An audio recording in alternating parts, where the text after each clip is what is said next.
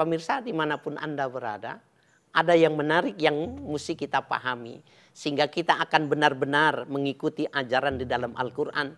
Hindarnya kita jauhkan sejarah prasangka-prasangka itu. Ketika sampai di tempatnya, ya, maka murid-murid ini bertanya kepada syekh, pada guru itu.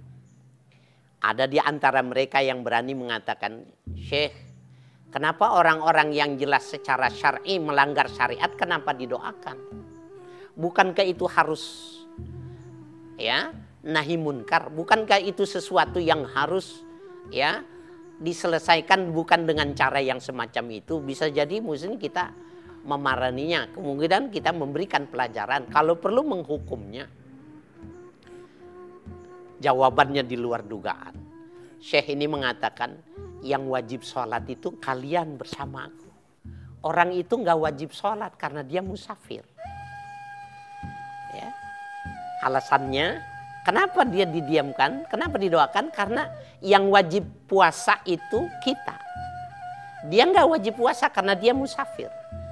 Ada sebuah kemampuan memahami sesuatu yang dilihat itu dengan tidak buruk sangka. Oh, yang tidak berpuasa itu kalau orang Islam itu musafir. Ke situ dia mengarahkannya. Tetapi Syekh, kata ya murid yang lain, kalaupun dia tidak wajib berpuasa, bukankah dia mestinya sembunyi-sembunyi, tidak terbuka di tempat terbuka yang semacam itu? Apa jawab Syekhnya? Kalian, saya boleh seperti itu karena punya rumah. Orang itu nggak punya rumah. Bagaimana dia mau mesti bersembunyi? Jadi Bapak saudara sekalian, para pemirsa, ibu yang kami hormati, hal-hal yang terlihat orang melahirkan dugaan buruk saja, ternyata di dalam Islam itu ada alasan untuk mencarikan alasan sehingga kita tidak punya buruk sangka kepada orang lain. Kenapa ini kita tidak pergunakan? Ya, walaupun sebenarnya di sisi lain juga harus ada kesadaran. Ya. Bagi orang-orang yang memang sengaja membentuk sebuah kenyataan, sebuah fakta yang mengarahkan orang menjadi buruk sangka. Saya sendiri pada awalnya setiap kali dihidangkan buah-buahan, ada terpikir dalam hati saya, ini dikasih pengawet tidak? Kalau dikasih makanan pasti saya akan berpikir gitu juga.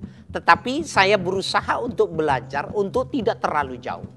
Sehingga kita buruk sangka kepada orang yang menghidangkan makanan itu. Buah-buahan. Nah, jangan lupa para pemirsa, orang-orang yang melakukan kecurangan yang semacam ini, ya, saya memang belum mendengar ada sebuah kajian secara fikih, ya.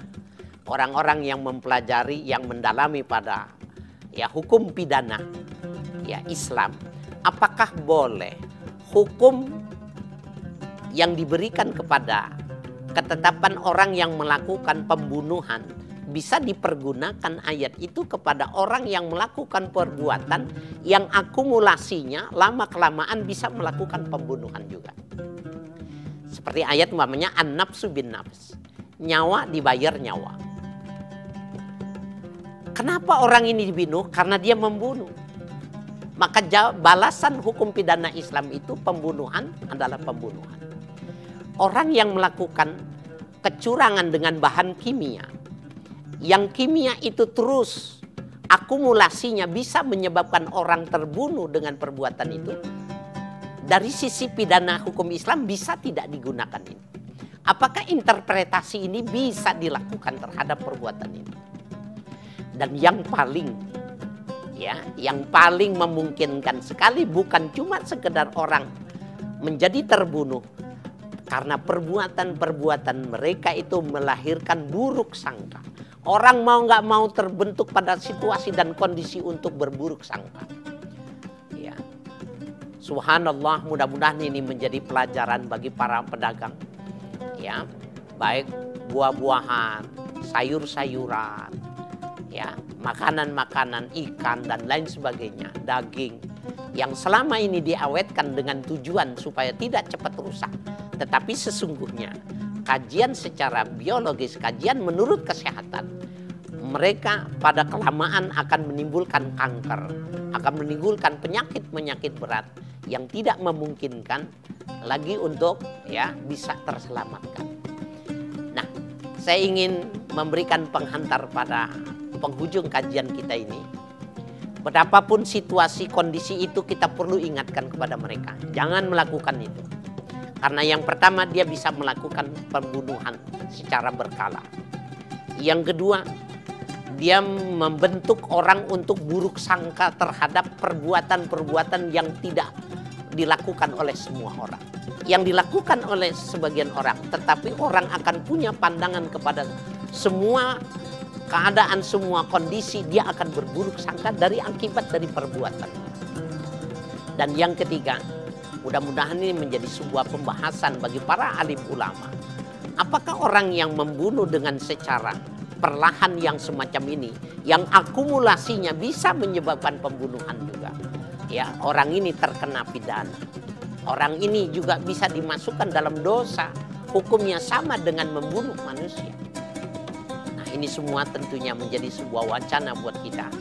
Dan kajian kita pada kesempatan ini, bahwa sesungguhnya betapapun kondisinya yang semacam itu, orang Islam hanya boleh berhati-hati, tapi tidak boleh sampai kepada menduga yang tidak bagus. Mudah-mudahan kajian ini bermanfaat. Billahi taufiq wal hidayah. Wassalamualaikum warahmatullahi wabarakatuh.